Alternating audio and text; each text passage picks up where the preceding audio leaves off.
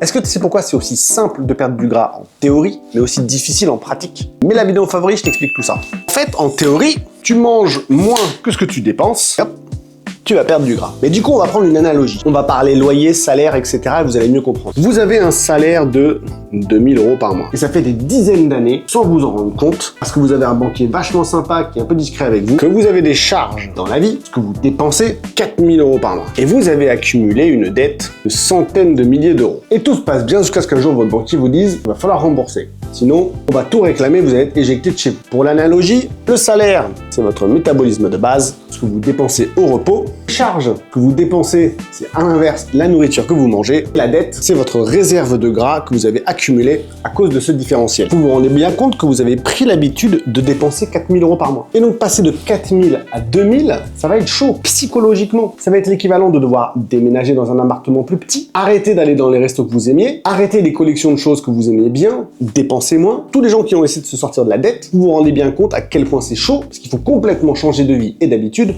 pour pouvoir arriver au salaire où on était, ou encore moins pour pouvoir rembourser la dette. Malheureusement, c'est ce que la plupart des gens font. Ils sautent tout de suite à essayer de dépenser seulement 1500 € par mois pour rembourser leurs 500 € mensuels et squeezer la dette, alors que ce sursaut-là, psychologiquement, il est trop grand. Trop important, trop dur. Pour l'analogie, passe de 4000 calories par jour à 1500 calories par jour d'un coup. En fait, c'est trop dur, psychologiquement et physiologiquement. Donc on fait quoi? En fait, il faut essayer de combiner un peu tout. Pendant une première semaine, avant de drastiquement changer de style de vie, vous allez peut-être acheter moins de vêtements ce mois-ci. Un petit truc, ça peut être arrêter les sodas. Mais vous ne faites que ça. Et en parallèle, en face, pour contrebalancer un peu les choses, vous pouvez peut-être faire quelques heures sup. Ça peut être augmenter le nombre de pas que vous faites par jour. Juste ça. Oui, on n'a pas corrigé le gap, mais on en prend la direction doucement. En fait, au fur et à mesure du temps, ici par exemple, les heures sup que vous avez faites vous font faire avoir une promotion qui fait que vous gagnez beaucoup plus par mois. Là, vous avez pris du muscle. Maintenant, vous dirigez des équipes et en parallèle, vous avez commencé à vivre plus intelligemment et vous réduisez vos charges intelligemment.